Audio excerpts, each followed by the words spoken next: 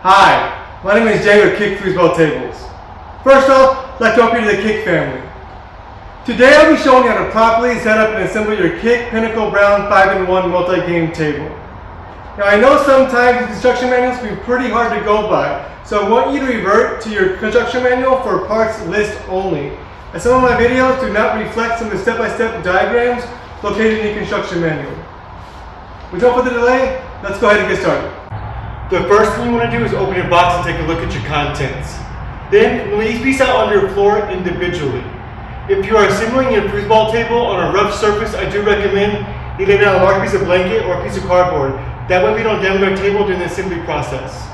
Next, you want to match each part with inside your instruction manual.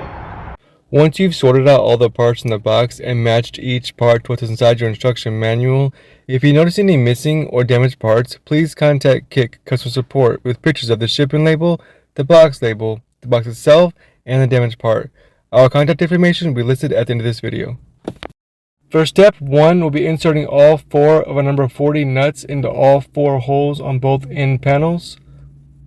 What you want to make sure is that the hole on the end of the nut aligns with the hole on the end panel. You also want to make sure that the star-shaped grooves on the back of the nut face outwards towards you.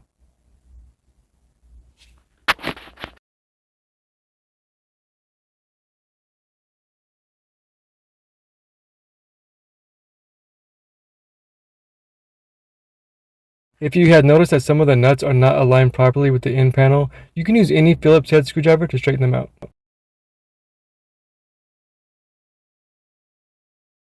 For step 2, we'll be attaching one of our side panels number 1 to both end panels number 2, using bolts number 37 and washers number 38.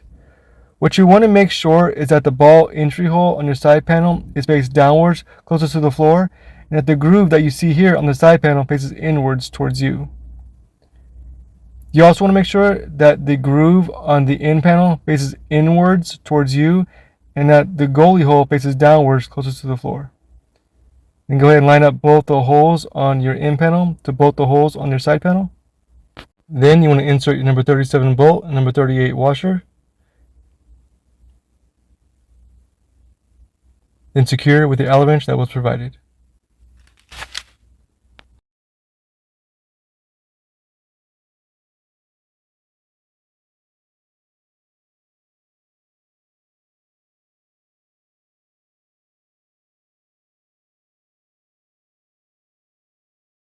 For step 3, we'll be inserting our soccer Playfield number 4 onto the groove that you see here on your side panel and into the groove that you see here on your end panel. You want to go ahead and turn your assembly into the upright position. Then you want to make sure that your graphics on your game field are facing the correct way. Then go ahead and insert your game field into both the grooves on both end panels and into the groove on the bottom side panel.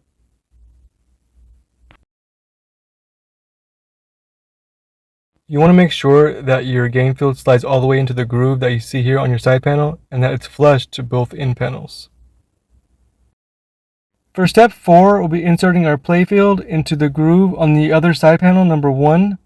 Again, you want to make sure that the playfield is even and flush with both the end panels. Then go ahead and insert your side panel, making sure that the holes on both the end panel and side panel line up properly. Then insert your number 37 bolt and number 38 washer.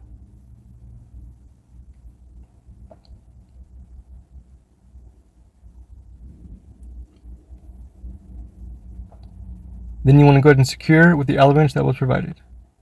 For step 5, we'll be attaching all 3 of our support braces number 8, along with our support rods number 9 and our nuts number 39 to the bottom of our playfield. You will notice that there are 3 holes here on both sides of your playfield. You just want to go ahead and line up your support brace with those holes, making sure that the groove on your brace faces outwards towards you.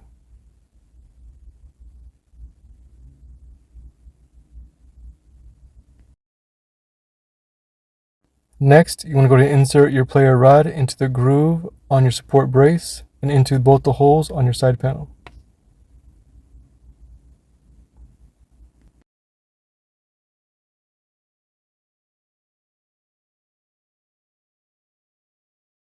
Next, you want to take both of your number 39 nuts and hand thread them on each end of the rod, one turning clockwise and one turning counterclockwise until they are both hand tight against the side panel. After you've hand tightened both of your nuts to the side panel, I found it easier to use two different Allen wrenches. Again, one turning clockwise and one turning counterclockwise until both tighten against the side panel. Be careful not to over tighten your bolts.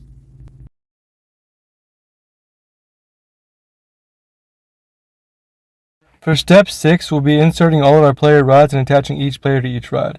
You want to carefully review the diagram located in the construction manual prior to inserting your rods. Here's how to set up the rods and players on your new kick foosball table. Place 4 handles on each side of the table in this specific order. Make sure the 4 handles for your home team are in this specific order, as shown in the diagram. Also make sure your players are facing the opposing team and toward the opponent's goal, not the same team or your own goal.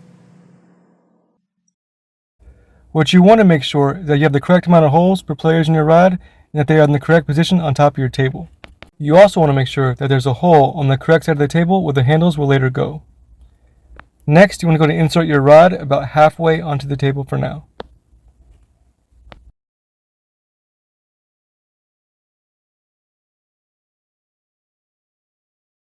When attaching your players, you want to note that there's a bumper, a washer, then you want to add the correct amount of players per holes in your rod. Then you want to add another washer and another bumper. Then complete by sliding through the second hole. Go ahead and line up your players over the holes on the rod. You might have noticed 2 different steps for step 7, which require the usage of these 4 green triangle corner ramps. These ramps are used for a one-man goalie setup only. To have a one-man goalie, you will replace these 2 outer men with the white stop rings. Then you want to place these 4 green triangle corner ramps, number 17, to all 4 corners of your playfield and screw them down with screws number 41. Again, these ramps will only work with a one-man goalie setup. They will not work with a 3-man goalie setup. We will be attaching our goalie men with screws number 42 and nuts number 43. The part's pretty simple. You just want to go ahead and line up the hole in the chest of the player to the hole in the rod. Insert number 42 bolt into the chest of the player. You want to hold the bolt in place, turn the player around. Insert your number 43 nut into the back of the player. Hold the bolt in place, turn the player around, and secure.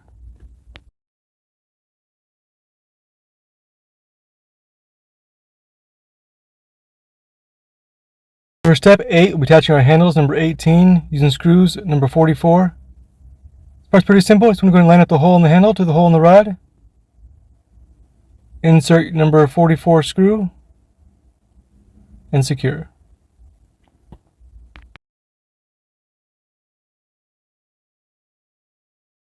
Next, you want to attach your rubber end caps number 19 to the other end of the rod. One quick note, these rods are semi-hollow, so they are durable enough to rough play, yet light enough to let the player have full control over the rod. If you need a rod lubricant, please contact Kick and we'll send you a free complimentary bottle. Next, we'll be attaching our slide score number 33 over our goalie hole with screws number 41. You'll notice that there are 5 pre-scored holes on your slide scorer. So I'm going to go ahead and line the slide scorer up over the hole, making sure that the top of the slide scorer aligns with the top of the end panel. Insert your number 41 screw and secure.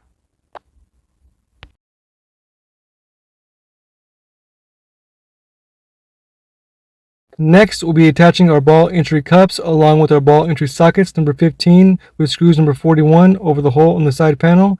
You will notice that there's a pre-drilled hole on your side panel along with a pre-drilled hole on your entry cup.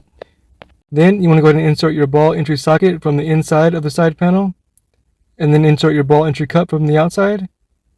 You want to go ahead and screw it down all the way down to the bottom base of the side panel, making sure that the cup is even and flush with the top of the side panel. Then go ahead and insert your number 41 screw and secure.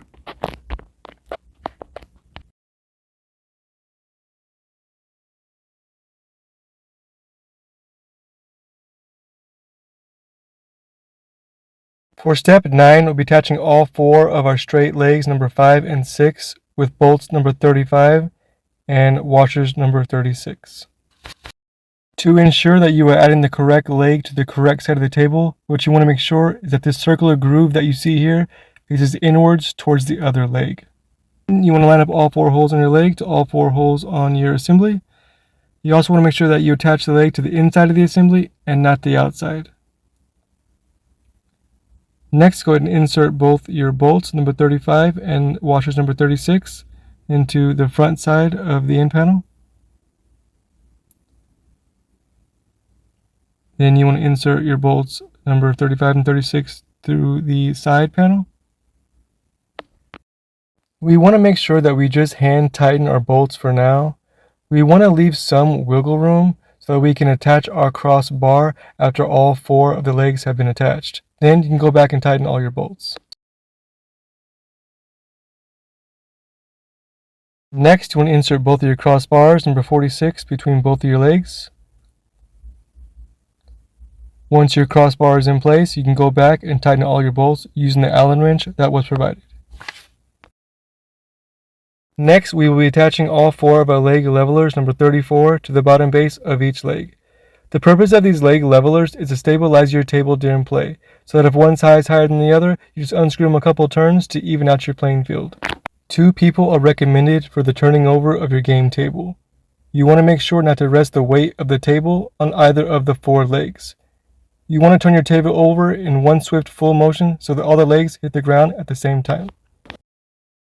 Congratulations! We have finally finished assembling your Kick Pentacle Brown 5-in-1 multi-game table. You are now free to enjoy your table with your friends and family. If you have any questions, comments, or concerns, please visit us at www.kickfoosballtables.com or email us at support@kickfoosballtables.com.